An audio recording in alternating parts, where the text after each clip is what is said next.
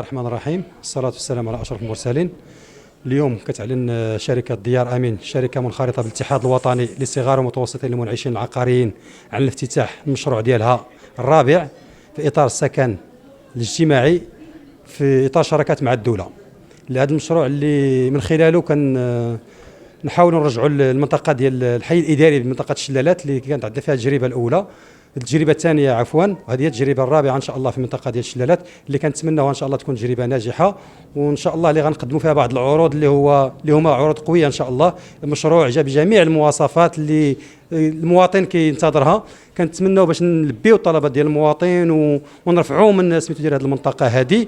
وكما رغم ان بعض الصعوبات اللي اليوم كاينه في السكن الاقتصادي اللي جات مع هذه الازمه ديال كورونا، ومع سميتو المواد كلها كتعرف واحد الارتفاع اللي هو صاروخي، مع ذلك جميع الشركات المنخرطين في الاتحاد الوطني للصغار المتوسطين المنعشين العقاريين عندهم واحد الالتزامات قويه مع الدوله، لهذا اليوم كيحاولوا باش يوفيوا بجميع الالتزامات ديالهم. كنتمنوا من الله سبحانه وتعالى باش اليوم يكون هذا اليوم افتتاح باش نقدموا هذا المشروع الجديد اللي كنتمناو باش انه نلبيو الطلبات والرغبات ديال المواطنين بهذه المنطقه الكريمه.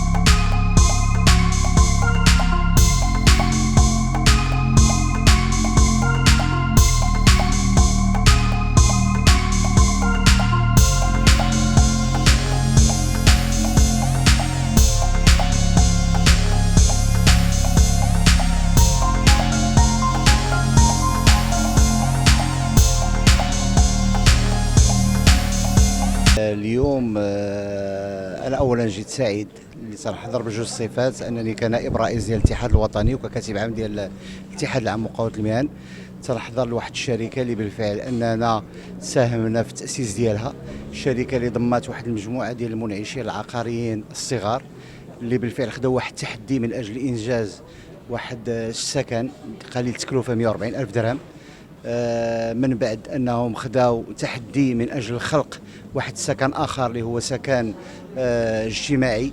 واليوم تنجيو تنحضروا أنه الامتداد ديال هذه الشركة اللي بالفعل خدات التحدي ونجحت في التحدي ديالها. واليوم هذا واحد يعني نتوج بهذا الافتتاح واعطاء انطلاقه لهذا المشروع الرابع ديال شركه ديار امين بهذه المنطقه اللي هي منطقه الشلالات. تنتوجوا هذه الشركه انها خدات التحدي ونجحت في التحدي، نجحت التحدي في التماسك ديال الشركاء ديالها اللي هما منعشين عقاريين صغار، نجحت في التحدي ديالها لانها استطاعت انها توفر واحد السكن اجتماعي، واحد السكن اقتصادي لواحد الفئات معينه. خدات التحدي ديالها لانها التزمت باش تعطي واحد السكن بواحد الجوده في اطار دفتر التحملات، وبالفعل انها نجحت في هذه العمليه. وبالتالي اننا اليوم نتوج هذه العمليه وتنحضروا باش نحتفلوا جميع مع شركه ديار امين بالنجاح ديالها وباعطاء انطلاقه لهذا المشروع الجديد ديالها.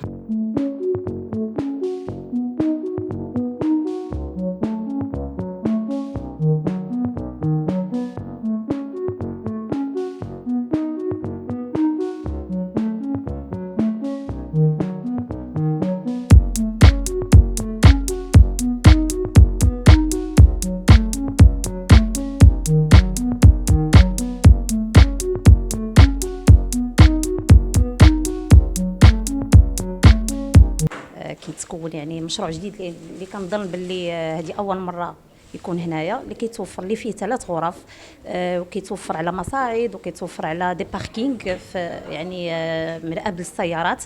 فكنحاولوا حنايا نبسطوا للزبناء، كنحاولوا نبسطوا لهم طريقه الاستفاده من هاد الشقق.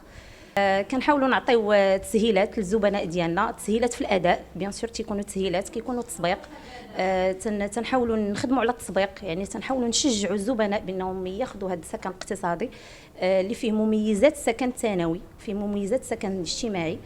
ف يعني تنحاولوا نبسطوا لهم مسائل تا او نيفو ديال الابناك، كيفاش يمشيو الابناك، كيفاش يسيروا، يعني كنحاولوا نعطيو معلومات الكافيه لهم باش يقدروا انهم يدوزوا الاستفاده.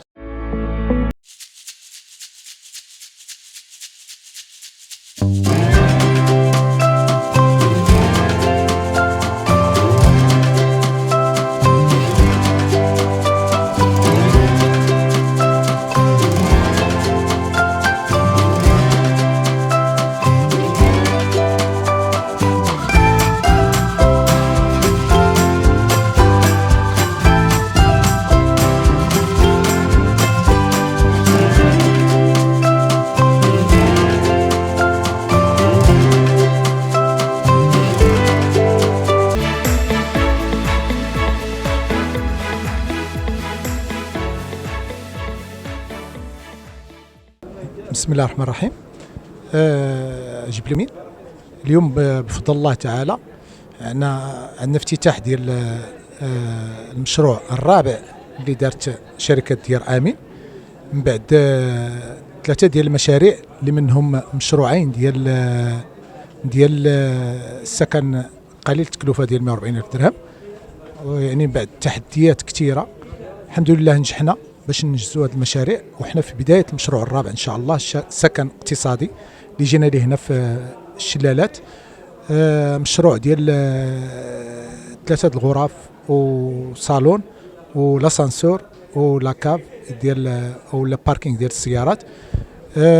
مشروع يعني ان شاء الله من بعد البدايه ديالو يعني حاليا راح غنبداو فيه ان شاء الله، ونتمنى من الله باش غيكون ان شاء الله حتى هو مشروع ناجح يلحق لهذوك المشاريع الثلاثه اللي نجزنا من قبل.